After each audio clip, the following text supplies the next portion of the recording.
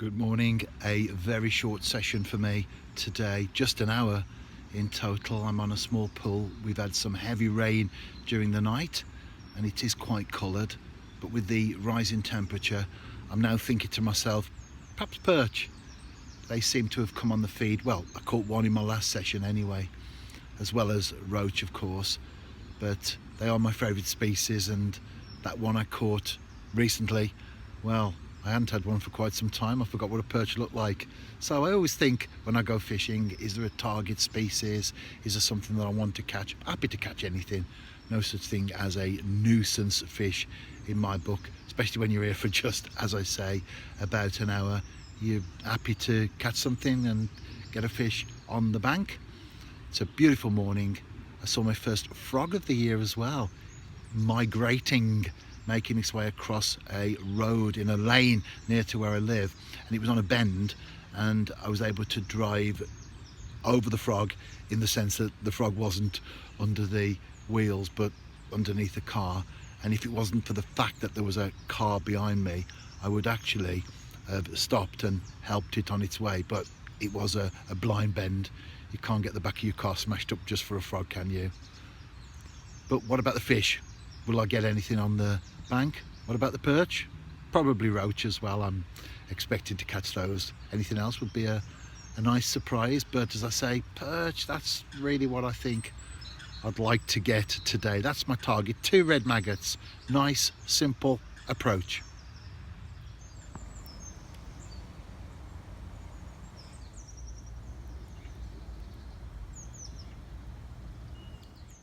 No roach at all. I did have a few bites though that I suspect were maybe from them. But perch, not complaining of course. It's good to see that the weather has now turned. All the birds were very active, chasing each other around. Spring is just around the corner as far as the calendar's concerned, but we're certainly now in the early stages of it anyway, as far as living in the natural world and enjoying it is concerned. I want to mention as well the value of short sessions and the value of thinking outside the box. There are many times as anglers, especially if you've got a full-time job, you've got responsibilities, a young family, etc. We've all been there, or maybe we are there right now, and it's difficult to get some fishing in. Thinking outside the box means that you don't think to yourself, I haven't got 5 hours, therefore I can't go fishing. Rod's made up, or rod made up, going onto a venue that you know, so you don't have to plumb it, you don't have to cast around, you know exactly what's in front of you, you've fished it before, you've got everything sorted, your bait, your approach, etc. You can pull up, walk to the water, or maybe park by it if it's that type of place, and be fishing within seconds, really, because you know what you're doing. And you can get, as I've done this morning, just a short session in. Otherwise, I'm not saying I wouldn't have been able to go today. I would have had to sort something out this afternoon, but I've got a fairly busy day for a retired person, of course. Fairly busy day, and I could have gone fishing, but I like to get there first light. That's another key, isn't it? If you've only got an hour to spend, then make sure it's first light or up to dark, or maybe into dark, or whatever the case may be, especially as we now come into the warmer months of the year. Fishing in the middle of the day, although a lot of people think that's great, isn't it, by the side of the river with the sun beating down upon you and you're enjoying the warm weather, might not necessarily be good for fishing. So short sessions, even if we haven't got a lot of time, we can still do them. Maybe fish on the way to work, on the way back from work. I've done all that sort of thing in the past. But above all, as long as your bait's in the water, you've always got a chance.